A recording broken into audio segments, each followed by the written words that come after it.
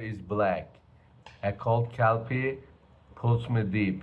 I'm drowning until I strike. This book gives you inner strength, helps you make better choices, and makes you interesting to friends. Watch my summary now, and you must read this book. Listen to this. You look at the water. It is black. It is thick, viscous with salt. Yes, the cold hits you before you even realize you are plunging into the dark. Heavy silence. The smell of it fills your lungs. It is the scent of ancient rot. A tomb. A flooded tomb, heavy with the blood and tears of 1,000 dead gladiators. You are standing in the Emperor's arena. But the pristine white sand is gone today. There is only this deep water. Freezing. Suffocating. And in the absolute darkness of that water, you hear it. A heartbeat. Frantic. Hammering against the ribs like a trapped bird. That is Arvel Dacian. She is sinking. Picture the woman thrashing next to her. The criminal woman. Thrown in for the slaughter. Watch the micro-expressions on her face. You see the sheer terror. The absolute reality-shattering disbelief. You are forced to witness the exact agonizing moment her lungs finally burn for air. The moment the instinct to breathe overrides the knowledge that breathing will kill her. She breathes. Oh. The water rushes in. The life goes out. Heavy silence in Gavin White. And then comes the physical sensation. Something brushes against Arvel's skin in the murky depths. The Kelpie. It is freezing, a slimy seaweed mane wrapping around her leg. The creature shrieks underwater. You do not just hear it. You feel it. You feel the jarring, visceral vibration. It rattles the roots of Arvel's teeth. It echoes inside her skull. The water settles. The blood plumes. Heavy silence. That is the brutal, suffocating reality of the Emperor's arena. And that is exactly where we begin. Today, you're sitting at the table with us as the silent witness. We are taking a massive, obsessive deep dive into Stacia Stark's dark fantasy masterwork, We Who Will Die. We have the primary texts, we have the architectural maps of the Ludus. We are going to extract exactly why this gladiator romantasy holds a mirror to our own exhaustion in the year 2026. We trace the rot from the arena floor all the way to the Emperor's palace. The water in that arena is freezing, but I tell you, the text itself is colder. If you want to understand the foundation of this world, we cannot start in the water. We must start on the very first page. The dedication. Yes, the dedication. Stark writes, "For the eldest daughters, you are seen, you are loved, and you are enough." She places this right at the front. Before a single sword is drawn, that is not an accident. It is not an accident at all. It is a thesis statement. It is a psychological thesis statement for the entire world of Sintara. I have been thinking about that dedication all night. Honestly, it breaks my heart. You look at Arvel. She is the ultimate manifestation of the eldest daughter. She carries the weight of the entire world on her shoulders. And she is doing it with a broken ankle. Let's sit with this for a second. Think about our real world right now. In 2026, what is the burden of the eldest daughter today? It is heavy, and it is entirely invisible. It is the cultural weight of hyper-independence. Arvel cannot rely on anyone. She literally cannot afford to ask for help. And in 2026, our society runs on the unpaid, unseen emotional labor of the eldest daughters. They are the caretakers. They are the fixers. They absorb the shockwaves of broken families and broken economies. The socioeconomic mapping is undeniably deliberate. Let's break down the actual mechanism of her suffering. Arvel is desperate. Why? She is trying to buy lung tonics for her brother Evren. Yes. And why is she the sole provider? We look at the family unit. Her mother is lost to Glister. Glister. Let's explain that for a moment. For those trying to visualize the economy of Sintara, Glister is a highly addictive magical narcotic. The lower classes use it to completely numb themselves to the Empire's reality. It is an epidemic of despair. Exactly. Her mother is checked out. Her uncle, who was supposed to be a guardian, literally stole her arena winnings. She is utterly alone. She spends her nights guarding a mundane man, a man without any magical sigil, in a sticky-floored cavern in the Thorn District, just to scrape together a few copper coins. She sacrifices her own body. She steps in front of silver sigil threats, men who can summon literal storms, all because her little brother cannot breathe. This is why you, the 2026 audience, connect with her so deeply. We are exhausted. We carry the sick brother, the broken family. We navigate a system that demands everything we have. We pay the exorbitant taxes of a cruel empire. You feel her bone-deep exhaustion in every single step she takes. I hear your emotion on this. The parallel is absolutely there. But let's look at how Stark mechanically handles this trope. The marketing tells you this is a story about a strong female lead. But Stark subverts this entirely. Arvel is not magically overpowered.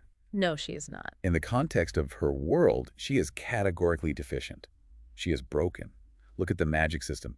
The citizens of Sintara have sigils on their brows. This dictates their power and their class. Arvel has a gold sigil. Which should be powerful. But hers is completely dormant, does not glow. It grants her 0 magical advantage. And the physical toll. You mentioned the broken ankle. Yes, she walks with a grinding, unhealed ankle injury. 6 years ago, she fought in the sands, the gladiator arena. Her bone was shattered. It healed wrong. Stark does not let us forget this. It grinds, bone on bone. Every single step Arvel takes throughout this massive journey is pure agony. She is not a superhero swooping in to save the day. She is a wounded animal backed into a corner, baring her teeth to protect her young. And that vulnerability is exactly why she is so beautiful as a protagonist. Her heart is so vast despite the constant agony. Which brings us to the genre itself. This is a romantasy. Ah, the romantasy. You have the dark, brooding danger of Roric, the intense, painful history with Tiernan. Those romantic elements make her struggle so much more poignant. You see her fighting not just for base survival, but for love, for a memory of what love used to be. Wait, my friend. I absolutely do not buy that. What do you mean? You say the romance makes it poignant. I argue from a critical perspective that the romantasy elements actively dilute the brutality of the world Stark has built. Dilute it? How? Look at the gladiator arena. Look at the early chapters. A majestic centaur literally has his head crushed into the sand. The violence is staggering. We are supposed to be terrified of the Emperor Velius Corvus. We are terrified of him. Are we?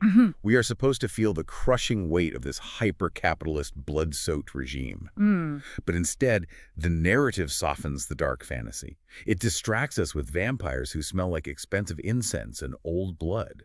The romance acts as a buffer against the true cruelty of Sintara. No, you are missing the contrast entirely. I see the contrast. I see distraction. The romantasy doesn't dilute the cruelty, it sharpens it.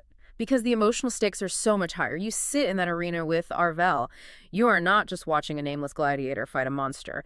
You are watching a woman profoundly betrayed by love. She is fighting a rigged system. Yes. She is suddenly forced to kill a majestic, innocent griffin just to survive the afternoon. The physical violence in the arena is devastating, precisely because the emotional violence of her relationships has already hollowed her out.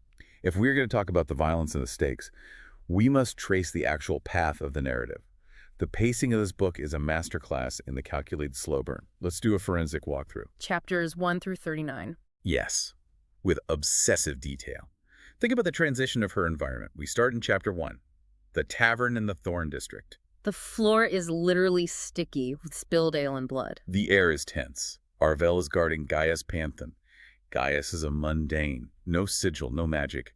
The men coming for him are silver sigils, powerful enough to level the building. Arvel earns meager coins for this. Her life in the Thorn is small, paranoiac. But crucially, it is a known quantity. She understands the rules of the gutter. And then the transition to the Ludus, the gladiator training grounds, it is jarring in the best way possible. She goes from the sticky, predictable grime of the tavern to the pristine, blood-soaked marble of the Emperor's arena. You look at the Ludus barracks, it is an entirely different taxonomy of paranoia. It is absolute refined terror. In the Thorn, she slept with one eye open. In the Ludus, she sleeps in a room surrounded by hyper-lethal future murderers. Baldric and Hester. Yes. These are people stripped of their humanity by the state. People who would gladly cut Arvel's throat while she sleeps, just for an extra piece of stale bread. Or a fleeting smile from the Emperor's guards. The contrast is sharp and deliberate. In the tavern, she was hired to protect a coward. In the Ludus, if she wants to survive, she must become the monster. Exactly. You know what's wild about that progression from the tavern to the Ludus? Where does it lead? It leads us directly into the heart of the palace. Chapter 19. I have been thinking about that dark corridor scene all night. It is the absolute pivot point of the story. I am so glad you brought up Chapter 19. The logic of that scene is fundamentally flawed. We need to dissect it. For 15 minutes if we have to. Flawed. It is brilliant. Let me set the stage. Arvel is at the Sundering Ball. She has just survived the horrific naval battle in the flooded arena. The black water. The Kelpie. Yes. She is soaking wet, traumatized, running on pure adrenaline. And what does she do? She follows Roric into the palace. She has to. Let's remember who Roric is. He is the sadistic son of the Emperor, A vampire, she knows, enjoys breaking people for sport. She literally watched him murder Lucius in cold blood at a card table just chapters prior. He is an apex predator. Exactly. And yet she follows him into a dark, empty, isolated corridor. This is reckless martyr syndrome at its finest. It is tactical foolishness. Wait, you cynic? You judge her actions from the safety and comfort of this table. You have to sit inside her mind in that moment. It is a calculated risk, a desperate, terrifying risk. But what choice did she have? You completely forget the invisible chain around her neck. The blood oath to Bran. Exactly. Let's explain this for anyone who missed the fine print of Sinthara's magic. Arvel is bound by a vampire blood oath to Bran, the rebel leader. She has a magical truth stone physically pressing against her skin. Monitoring her every intention. The mandate is clear. If she does not assassinate the Emperor, Bran will slaughter her brothers, Everin and Gareth. She has absolutely no access to Valius Corvus on her own. He is guarded by the Imperius, the elite vampire guard. Roric suddenly offers her a door. He offers her proximity. If you sit in her shoes, bound by a magical leash that will butcher your family if you fail. She still follows the predator into the dark. Of course she follows the predator into the dark. It is not martyrdom. It is sheer, unadulterated desperation. Even granting her desperation, look at the physical blocking of the scene. She lets Roric wipe the blood off her lip. She allows him into her personal space. She lets him physically touch her. She is exhausted. For a trained gladiator, a survivor of the sands, her lack of defensive posture is absurd. She follows him into a pitch-black room. He whispers that it is the Emperor's closet. He tells her to hide in the dark and wait. And she obeys. She huddles in a closet like a frightened child, waiting for the boogeyman. We must reevaluate this scene from a psychological angle. Think about Roric's manipulation here. This is where we see the terrifying intimacy of mind pathing. Mind pathing. The ability of powerful vampires to project their thoughts and presence directly into another person's consciousness. And the way Stark describes it is chilling. Arvel notes that Roric's voice inside her head is soft, silky. She compares it to the stroke of a hand across fur. It is deeply invasive. He mind paths with her to destabilize her. He knows exactly how desperate she is. He can practically smell the truth stone burning her skin. He uses her profound love for her brothers as a weapon. He doesn't just open a door. He points her like a loaded crossbow and pulls the trigger. Then let us look at this scene a second time, from the angle of the physical architecture of the trap, because that changes everything. It is not the Emperor's closet. Roric lied. It is Tiberius Cotta's room. It is Tiberius Cotta's room. The betrayal of that moment is staggering. It is a masterstroke of political manipulation. Roric knows Cotta is secretly a rebel sympathizer. Roric knows Bran is using Arvel as a blunt instrument, so Roric orchestrates the entire assassination to serve his own ends. He places Arvel in the dark. He waits for Cotta to enter his own chambers and go to sleep. And Arvel, blinded by panic, blinded by the burning mandate of the vampire bond, strikes in the dark. She slaughters an innocent man. Not just an innocent man, a man who sponsored her in the Ludus. A man who is actively trying to bridge the gap between the mundane and the sigil-marked. It is a profound tragedy. Let's look at it from the third angle. Arvel's immediate fallout. She stands there in the dark, holding the dagger. The sensory details here are masterful. Her palm is slick with cold sweat. She is trembling so violently she has to switch hands. Wiping her palm on the fabric of her gown, she tries to justify what she is about to do. She thinks of Cassia. She thinks of the endless, senseless blood spilled in the arena. She convinces herself, in that pitch-black room, that killing the Emperor is the only way to stop the wheel of violence from crushing anyone else. She strikes. The wet gush of blood. The choking, gargling sounds of a man drowning in his own blood, and then the moonlight hits his face. She realizes too late it is Cotta. That realization absolutely destroys her soul. It destroys her, yes. But if we talk about the soul of Sinthara, let's sit with the psychology of the others. The secondary characters are the true collateral damage of this empire.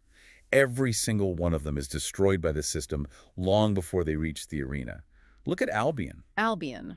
My heart aches for him. He is a half-crowned silver sigil, a guardant, a man with sad blue eyes who's supposed to uphold the law. But the law took everything from him. He lost his wife to rogue vampires, and then the ultimate cruelty. He lost his own son to the Emperor's arena. And that grief radicalizes him. This is a fascinating psychological study. Albion is fundamentally a good man.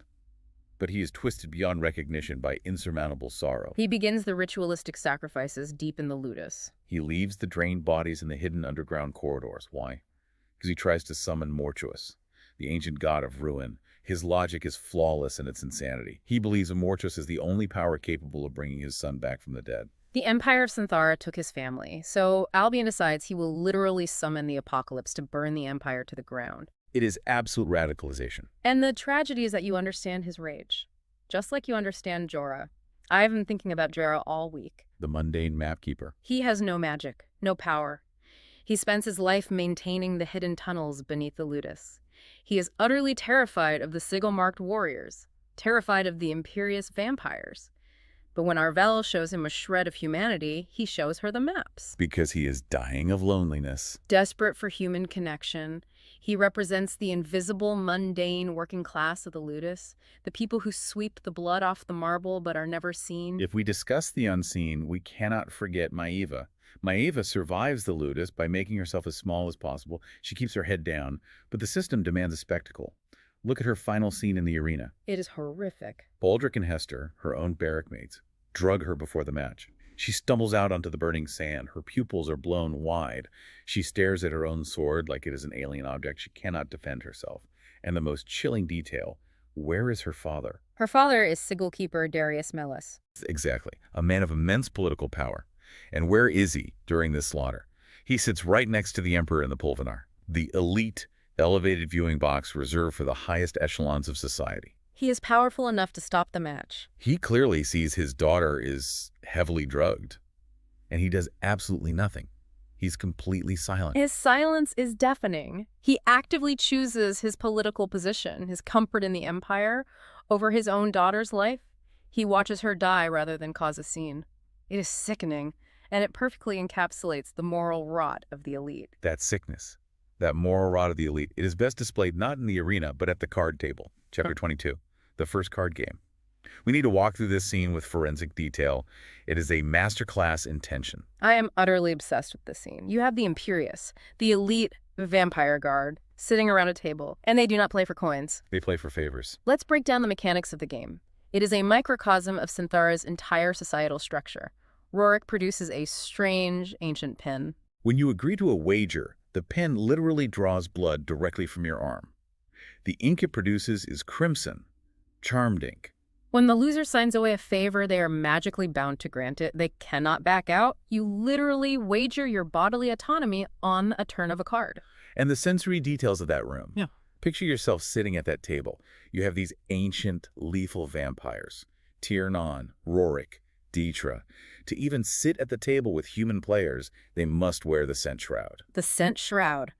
That incandescent blue paste they are forced to smear beneath their noses. Exactly. It dulls their predatory edge. It specifically masks the smell of racing pulses and fear sweat from the human players. It is supposed to be this brilliant leveling of the playing field. The vampires handicap themselves so the humans feel brave enough to wager their lives.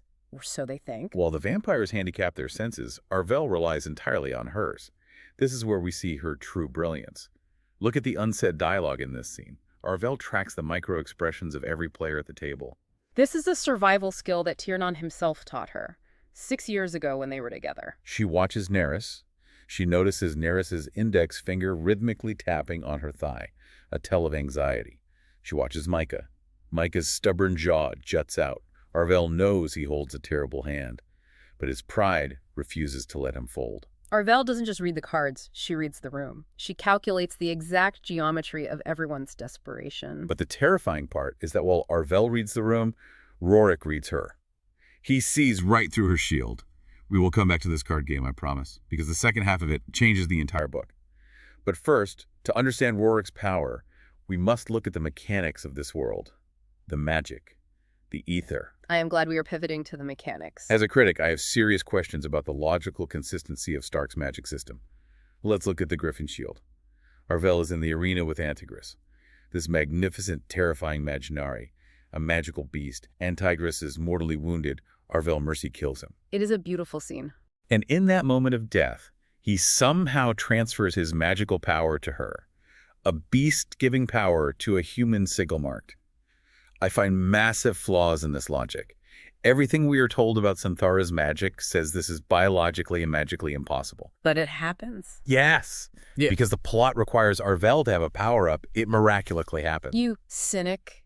You completely miss the emotional truth of that moment because you are too busy looking for plot holes. It is a gift of the soul. You must feel the weight of that interaction. I feel the weight of inconsistent world building. No.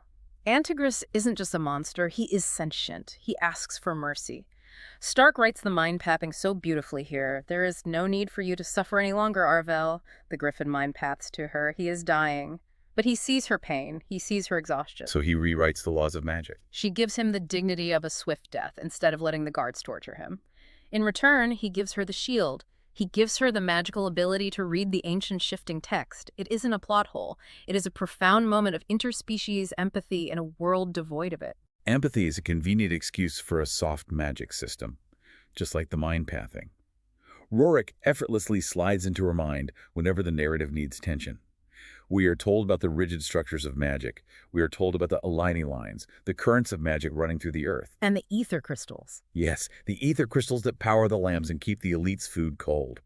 We are presented with a hard, industrial magic system that powers a hyper-capitalist empire. But the moment Arvel needs a shield, the system bends.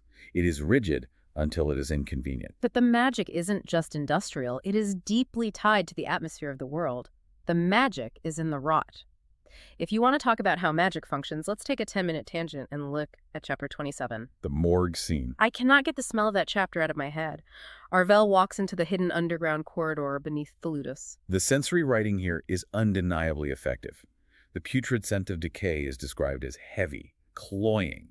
It coats the back of her throat. She pushes open the heavy iron door. She steps inside. 5 steps into the room, she realizes the horror. The corpses aren't lying on the slabs. They are standing. And their eyes are glowing. With this eerie, malevolent green light. Graydon is there. Remember Graydon? The gladiator who went missing weeks ago.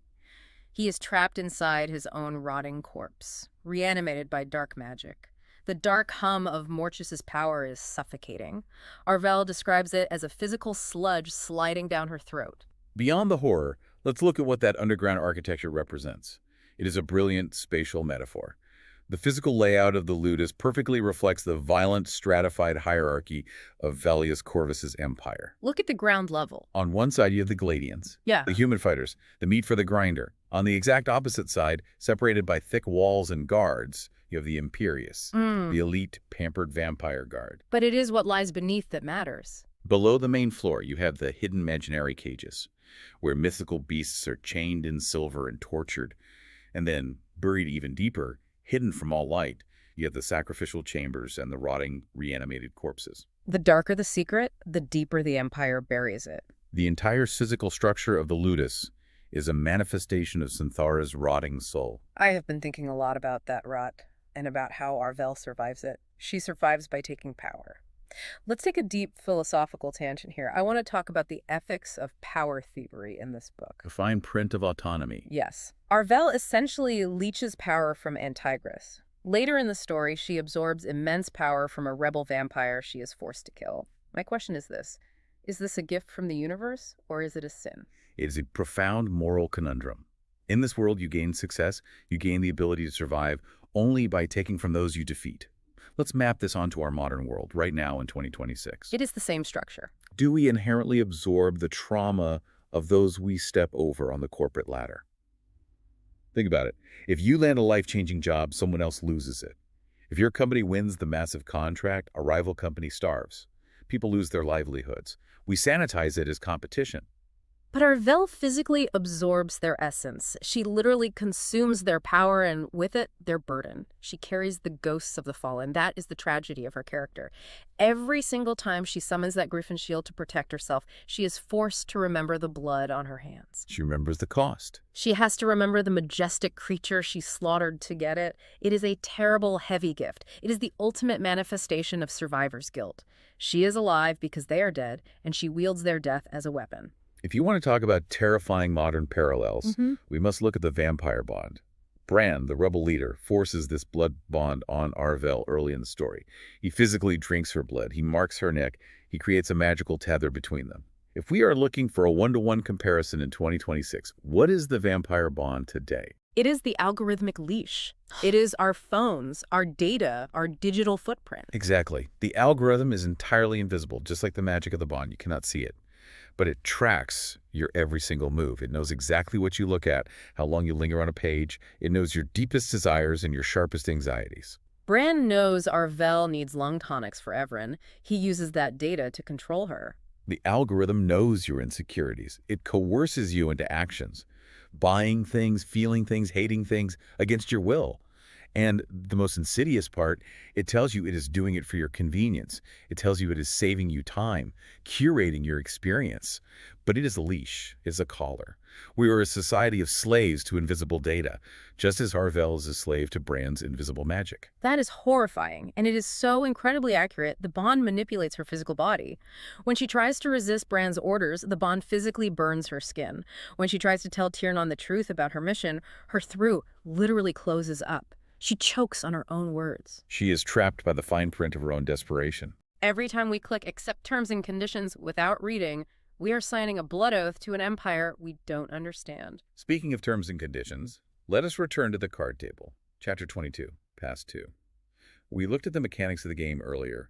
Now we need to look at the psychology of the players, specifically the brothers. The rivalry. The bitter, ancient, poisonous rivalry between Tiernan and Roric. Roric does not play this card game because he needs favors from the Imperious Guard. He has endless power. Roric hijacks the game for one specific reason: to publicly humiliate Tiernan. Think about the power dynamics at that table. Roric sits down. He effortlessly mind paths with Arvel, sliding into her thoughts right in front of his brother. Roric knows Tiernan loves her. He knows Tiernan walked away from her 6 years ago to protect her. Roric's offer to Arvel in that moment is pure psychological warfare. He looks at her, holding a terrible hand of cards, and says, I can also get you a spot on the Imperious if you manage to beat me. He dangles the keys to the kingdom. It is the very thing she needs to get close to the Emperor and fulfill Bran's blood oath. And Roric does it purely to show Tiernan that he, the sadistic younger brother, holds the real power. He demonstrates that he can bypass Tiernan's command over the Imperious with a single, casual word. And where is Tiernan in all of this? This is where I must be brutally critical of the text and of the character. Tiernan's 6-year silence is categorically unforgivable.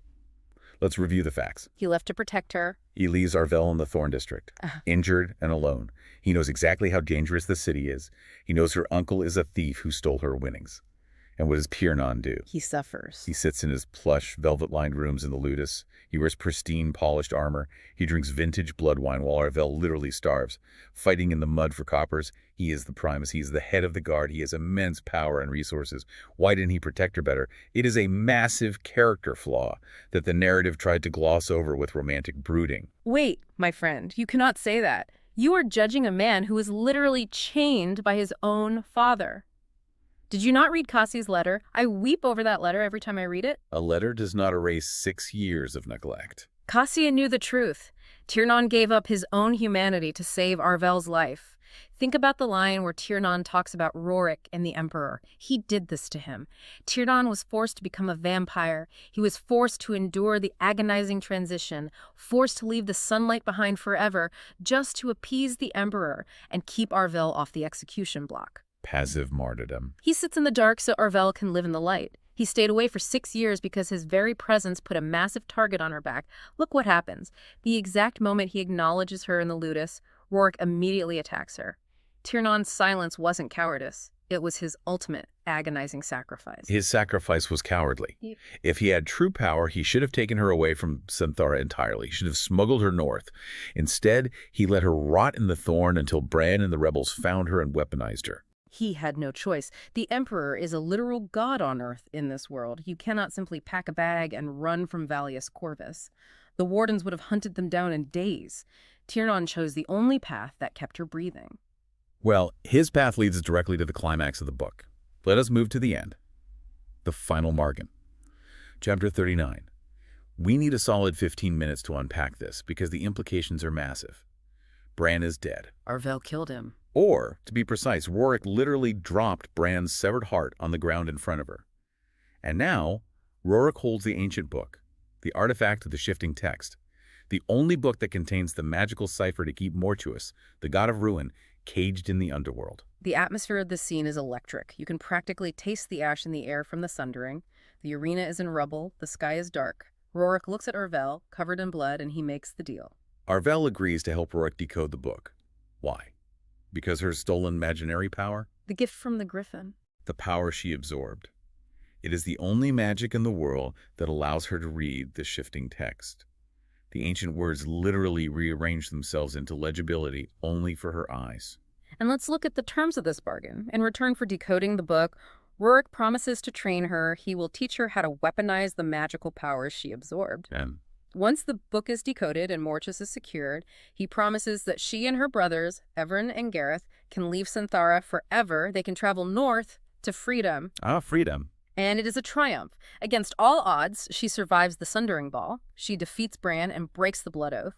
She sits down at the table with the most dangerous, unpredictable vampire in the entire empire, and she negotiates her family's freedom. She wins her autonomy back. You blind yourself to the reality of the text because you want a happy ending. Look closely at the fine print of this deal. Is this a triumph of autonomy? Absolutely not. She has simply traded Bran's iron blackmail for Roric's golden cage. She is not in a cage. They have a deal. She is now magically and politically bound to the Emperor's son. Think about Roric's character. He is essentially a sociopathic project manager of misery. He does absolutely nothing without a deeply calculated ulterior motive. What does he tell her when she demonstrates her power? Congratulations, your value to me has greatly increased. He is testing her. He does not view her as a partner. He views her as an asset. She is a tool. She is a magical weapon that he is personally forging for his own inevitable bloody war against his father and his brother. She isn't free. She is just working for a better-dressed warden.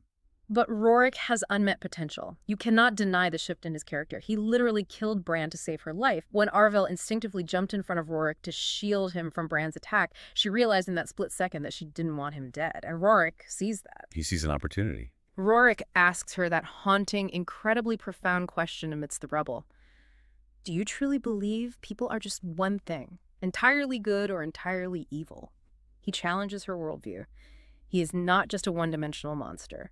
He is a tragic product of his father's unimaginable cruelty. He is a victim of his own vampiric nature, trying to find a reason to be better. A victim who murders innocent men at card tables for a laugh, a victim who breaks people's minds for sport. Do not romanticize the predator just because he has a tragic backstory and high cheekbones, my friend. Arvel is trapped in a brand new cage. The bars are just made of gold and promises instead of iron and blood oaths. You know what is truly wild about this entire deep dive? When you step back and look at the whole picture, you realize exactly why We Who Will Die resonates so heavily, so viscerally with our 2026 audience. It is the ultimate cultural conversation starter. It resonates because it reflects our deep collective exhaustion. We are tired of navigating broken, rigged systems. The Empire of Sintara is essentially a hyper-capitalist nightmare wrapped in the aesthetic of dark fantasy. Think about it. The taxes continuously increase, while the mundane people literally starve in the gutters of the Thorn. The Imperial Wardens burn people alive in the stands for minor infractions, and the elite, the sigil-marked and the vampires. They sit up in their velvet pulvinars, drinking vintage wine and placing casual bets on human lives. It is wealth inequality taken to its absolute bloody extreme. And the invisible chains, the magical truth stones, the vampire bonds, the blood ink contracts. We look at our own world and see the exact same architecture. We are tracked by algorithms. We are bound by digital contracts and terms of service we do not understand. We go to desperate, crushing lengths just to provide healthcare for our families, exactly like Arvel buying lung tonics. We compromise our own morals. We steal power where we can. We step over people if we have to, just to survive the next day in a system designed to crush us. When you look at Arvel, you are looking at the modern citizen of 2026. She is deeply cynical. She is bone-tired. Her body literally aches from the labor she is forced to provide. But the core of the narrative is that she absolutely refuses to lay down and die. She will burn the system down if she has to. We have spent hours doing a forensic walkthrough of these mechanics. We have fiercely debated the psychology of every major player. We have sat with the blood in the arena and the ash of the sundering. We have analyzed the calculated slow burn of the plot, the devastating betrayals in the dark corridors, and the unhealed, grinding wounds of the protagonist. But as we close this deep dive, I want to leave you with one final lingering thought. You sit with this question in the dark tonight. Yeah, heavy silence scene. Think about Arvel's mind. Think about the mechanics of the magic we discussed. She is repeatedly subjected to mind pathing. Notice the detail Stark weaves in. When Arvel tries to mind path with Tiernan, the man she loved, the man who sacrificed his soul for her, she struggles. There is static, there is distance. But when she mind paths with Roric, the Emperor's sadistic, predatory son, she builds a bridge to his consciousness utterly effortlessly. It is instant. It is terrifyingly intimate. If her mind naturally, seamlessly builds a bridge to an apex predator's consciousness. Easier than with anyone else in the world. What does that say about the darkness hiding within our own soul? If we are ultimately defined by the monsters we can effortlessly communicate with, who is the real monster in the Ludus? Heavy silence.